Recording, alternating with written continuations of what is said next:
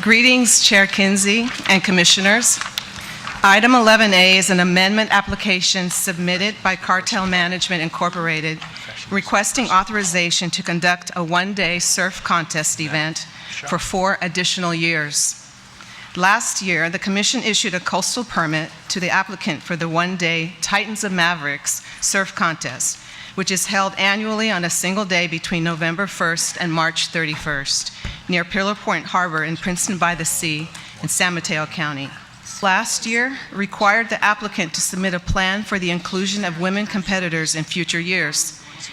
Cartel Management now proposes, and our conditions require, that women be allowed to participate through a heat in this year's contest. As further elaborated in the addendum distributed earlier, staff also recommends that the Commission require evaluation of options to enhance such women's competition, including potentially through the inclusion of additional heats. For this year, the applicant has committed to a women's heat comprised of 6 female surfers with a $30,000 prize. The applicant also proposes to include women on its selection committee for this season and future years, and to seek further input from women surfers on the contest moving forward. Staff believes that as conditioned, the amended permit appropriately addresses the Commission's concerns regarding inclusivity and that it protects public access consistent with the Coastal Act.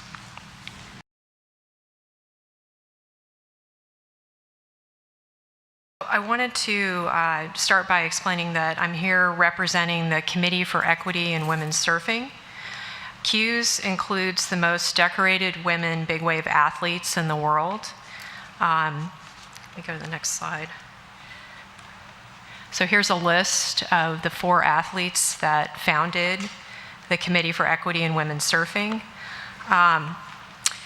We're very excited about the inclusion of a women's heat in the 2016-17 event this season, and we really appreciate the effort on the part of staff to work with the applicant to see to it that that is happening. So very happy about that. Today, the Titans of Mavericks announced on their Facebook page the first 3 women athletes that are going to be included this season. And that is Paige Alms, Emily Erickson, and Sarah Gerhardt. I just heard Brian Waters mention another athlete, but I haven't seen that on their Facebook page yet, so I don't know if that's official or not. So one of the concerns has been how athlete selection happens, and I think I'll get to that in a minute. So I'm going to start with this presentation. I hope you can all see it. So what first got this whole thing on my radar was back in 1999. I was taking a look at the front page of the Half Moon Bay Review, and I saw the headline, "Men Who Ride Mountains." And it struck me that perhaps there were some women who also might ride mountains. And as a amateur snowboarder, I could relate to the whole idea of riding mountains, not surf, but snow. And so it definitely kind of struck a nerve with me. And I've been following the contest closely because I live on the bluff that overlooks the surf break. So, going for a walk at my house will take you to a vantage point where you can actually see the surf break. A little bit of information about a new development with the WSL, which is the World Surf League. Actually, they just announced recently that they're going to include a women's championship event in the 2016-2017 Big Wave Tour. They have invited 12 women, and they have 7 alternates. And I think it's important to note that the WSL is going to have multiple heats for women athletes, which is standard in the surf world and in competitive surfing. Whoops, go the right way here. So I did also want to point out that on September 20th, Cartel/Titans announced 56 athletes that were selected as potential competitors. There were 4 women included. On September 29th, the list of 56 was cut to 38. and all 4 of the women were cut. So there's been a lot of sort of inconsistencies going on along this process, and it's been sort of evolving on a daily basis. It's been a little hard to keep up with. So we're really here today to ask this. Please don't approve a multi-season permit. If you read the Half Moon Bay Review editorial today, published by Clay Lambert, our local newspaper editor, you'll see that he also agrees that a multi-season permit is not appropriate at this time. It might be appropriate down the road once there's a track record established with this event, including women, but at this time it's not appropriate. So oversight and accountability are needed to ensure equity. A women's division for each year that, we'd like to have a women's division included for each year that the event is held. A women's division means no less than 2 qualifying heats for female competitors, with the winners of the 2 heats advancing to a final heat to determine the overall women's champion of the event. This is how it works in competitive surfing. What we have here is a 60-minute one-off heat, which some might say is a token. While we're super excited about it and we think it's a great start, it's important to note that this is not how it generally works in the world of competitive surfing.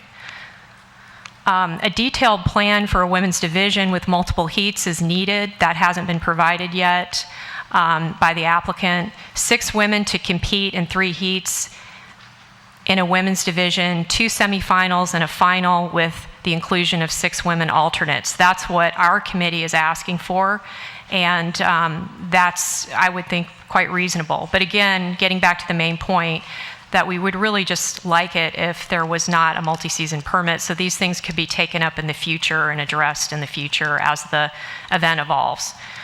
Judging criteria and heat formats would be identical for both men and women divisions. The women's heats should be scheduled for the time of day that will best showcase their surfing abilities. The prize money for the women's division shall be equal to the men's division. Cartel management shall include a minimum of 1 woman on the committee. We know now there are going to be 2.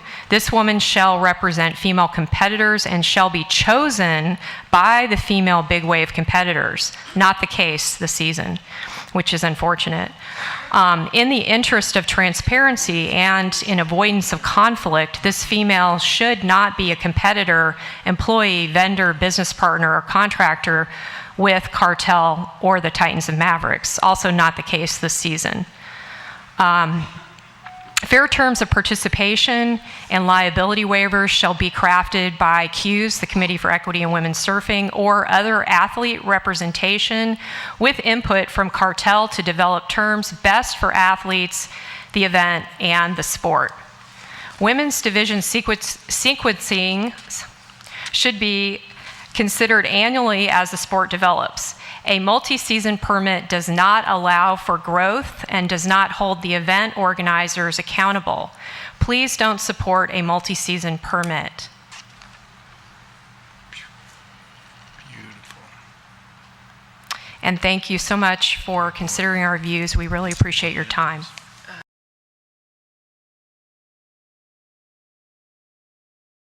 Good afternoon, Chair Kinsey and Commissioners. Jennifer Savage, Surfrider Foundation.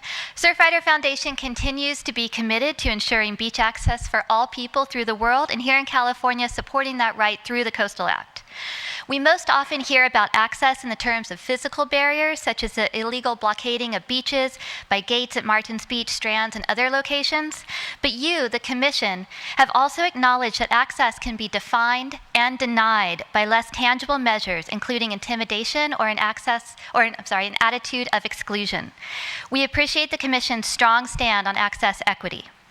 As noted in the staff report, the Mavericks contest has been run contrary to the Coastal Act by historically, quote, reducing access opportunities for a specific subset of people. We applaud last year's decision by the Commission to insist contest organizers comply with the Coastal Act, which states maximum access and recreational opportunities shall be provided for all of the people. As a surfer myself, teaching my kids to surf has been a highlight of my life as a mom. My younger daughter has continued to push herself into bigger and bigger waves in Santa Cruz, and my son takes for granted that women can charge because he learned to surf in the shadow of his sisters. But what most boys and girls see through typical surf movies, surf magazines, and surf contests is a sport in which men matter more and women are often dismissed as decoration or told they're not good enough. So it was with personal dismay as well as professional that Cartel's initial application for this year's contest failed to be consistent with your direction when approving the 2015 permit. Surf contests inherently impact public access by their nature, but there's no mitigation for discrimination. We therefore stand with the Committee for Equity in Women's Surfing and support their proposal for a multi-heat women's division in the competition this year and in the future. We ask that you grant a permit for no more than 1 year and to organizers show a greater commitment to the access rights guaranteed to all California citizens. We do note that Cartel has successfully taken steps to better protect our shared coastal resources during the contest and commend them for, however belatedly, adding a women's heat this year. I'm almost done. We see a great opportunity for the Titans and Mavericks contest to come into compliance with the Coastal Act, promote environmental stewardship and equality of access, and evolve into an event worth supporting. Thank you.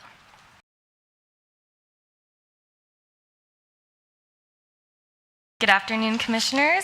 My name is Delia Benz-Kang, and I am the chair of the Surfrider Foundation's Humboldt chapter. Thank you for your continued commitment to protecting and enhancing the California coast and for the opportunity to speak today. Today, I'd like to speak on behalf of Surfrider, on behalf of the neighboring surf community of Humboldt County, and as part of the greater women's surf movement in strong support of the inclusion of a women's division in Maverick surf contests as originally proposed by the Committee for Equity in Women's Surfing.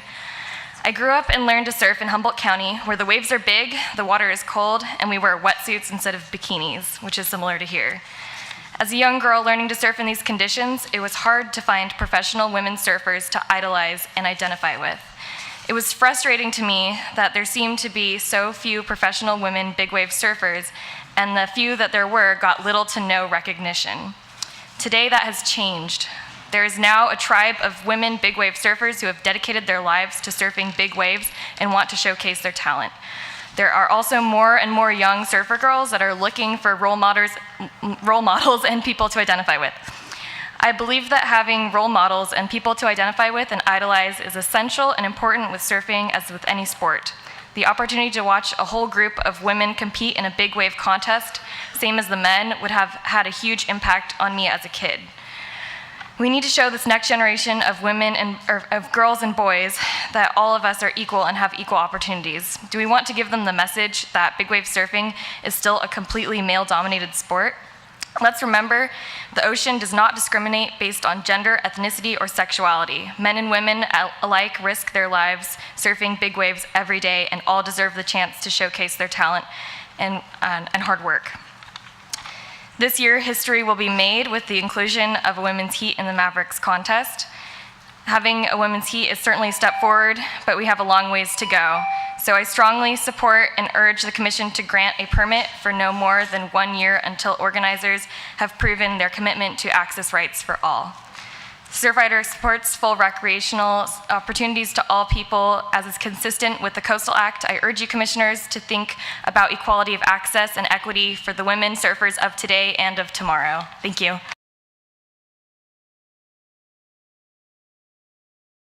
Hello, my name is Bianca Valenti, and I am a professional surfer. I've been dreaming of making a living from surfing since I was 7 years old, and I'm really excited to see how incorporating women in this world-class event propels our sport and creates more opportunity for the future generations, so that they can have the opportunity to make a living off of surfing, just like, you know, Serena Williams in tennis or Tiger Woods in golf. And that's what myself and Paige and Keala and Andrea came together to make the Committee of Equity for Women Surfing, because we realized the importance of being united, informed, and represented, so that we can make the best decisions for the future of women surfing. So yeah, I'm excited for the event.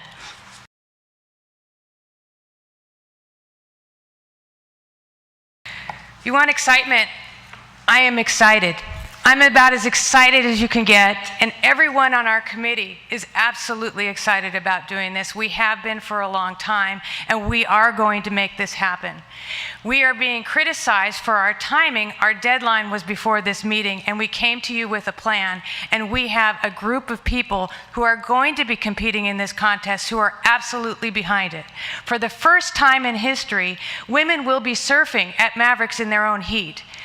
Take this with some understanding that while one of the speakers said that there were 19 athletes in the WSL series of events, those are 19 athletes from all over the world competing in a wave that is not nearly as big as Mavericks. Mavericks stands alone. We have a very unique wave here that only breaks a certain time of year and really only on one day when we can have a contest. There are a handful of women who can compete. And what we see this event as is an opportunity to showcase those women and bring all those other women who surf throughout the world to come here to Mavericks to compete or to surf in the regular season. Nobody's stopping anybody from coming to Mavericks to surf. Yeah. On a free day where they can be watched and that the committee can observe them so that selections can be made for the future. Our hope is that in the future there will be enough women to have 3 heats. But the reality is there are 6 women currently who compete at that level to make it a safe and successful event. We also believe that by having to come back year after year for any permit makes it very difficult to sustain an event over time, to be able to have sponsors who are committed for the long term and to create a sustainable income for these surfers. It's very important to us to have the ability to grow our business. I lease an office space in the harbor from the harbor district. If I had to lease a business for 1 year, I would never be able to succeed. That is what you are asking us to do. We are able to have an event one day for 8 hours on the water, one day. And by making us come back year after year, our sponsors lose interest. Our sponsors hear this and they think that we are unable to sustain our business. No bank would give me an investment in my business if I only had a 1-year lease in my storefront. I encourage you to continue to look at us and ask us questions and hold us accountable. And we're willing to talk with any one of you at any time. But please do not handcuff our business and our ability to support these athletes, men and women, in their dream to pursue their career as a big wave surfer. And pursuing your dream as a big wave surfer is to achieve the pinnacle of success, and that is Mavericks. That is something that we have been able to bring to the forefront of the community, and we're very proud of that. We're very proud of that, and we're super excited. Or, as my husband would say, we're super stoked. The women's division is one that we take really seriously, and we have created this with input from the women who surf at Mavericks and from the photographers and others, their friends and supporters, all women who we invited into our home to come and have several discussions. Yes, our plan has evolved over time, and it probably will continue to evolve. Do any one of us still have the same life plan that we went into our lives with when we were 18, or even when we were later in their years? I won't mention how old. But we all need to understand that we're evolving this event with our community involved, with our community input, with the input of the surfers, and with our hearts in the right place in order to do the right thing. Every one of us. Public perception of individuals aside, we need to move forward as a community and a group, and we would love for you to be our partner in that.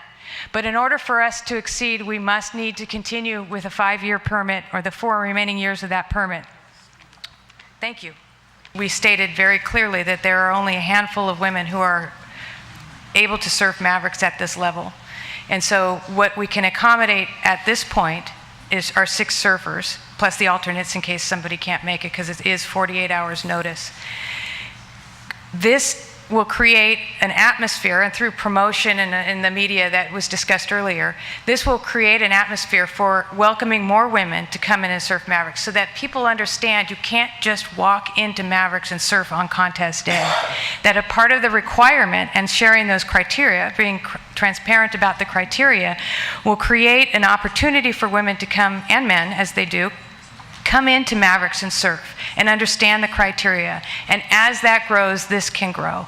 But we will not push the limits of safety on bringing people to a break that is bigger, deadlier, colder than any other on Earth, and have them surf only on a contest day. So the criteria it's really our plan, has always been the plan on how we grow the event and select our surfers. And so that is what you see there. So with the input of women, the addition of women on the committee and in the leadership of the organization, and through the selection of surfers as it grows, but it's in its infancy. We only have so many women who can surf it.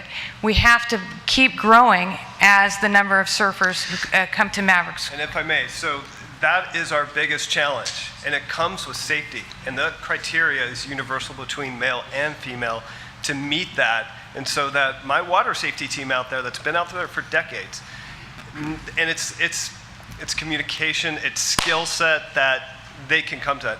There are only, as we've mentioned earlier, 8 to 10 women in the world that can go out and safely meet the largest waves. You've met one of them in this room already. So there's only so many in the world, and getting to multiple divisions and that action plan that you're referring to, it's something we activated now. We also have a series of compelling events till we get to November 1st to see who's performing and where. What's going on in the world. It's a dynamic event. It's something that there is a plan. That plan was to be in 17, 18, because we're seeing more women come into this. In 1998, when Sarah Gerhardt first went out, there was no social media or internet, and those heroes, Bianca, who maybe grew up and watching Sarah Gerhardt and Jamila Starr and other females that were taking that risk at these very challenging places, they're still a very small amount, and they have to meet the criteria for Mavericks. While other places are big, the technicality of Mavericks is unlike any other wave in the world. Look, I appreciate that, and I congratulate you and your organization for evolving into a world-class event. But you now have to start acting like a world-class organization, and that means protecting your sport and your brand and growing it, right? So what we asked for last year was a plan to encourage women's participation in your event. I appreciate the women's heat that's going to happen next year. What I would like to see is more, this year, right. What I'd like to see is more of an evolution of how you plan to move from there beyond in the few years that you're asking for this permit. So, correct. And as more females show up, it will evolve, and that is what we are looking forward to, and showing this in a 1-hour event that meets the timelines with safety of coming into the water and exiting off the water, that they get an hour of primetime viewing. And just as we proved that we had the most viewership in history with our TV partners, media partners, and we look to do that even more so with this heat. Okay. Thank you, I appreciate it. Thank you. So we have a motion and a second. Are there any other comments? If not, the makers of the motion are asking for a yes vote. Is there any unwillingness for unanimous yes vote? Seeing no opposition, then we do approve the permit as modified for the 1-year period.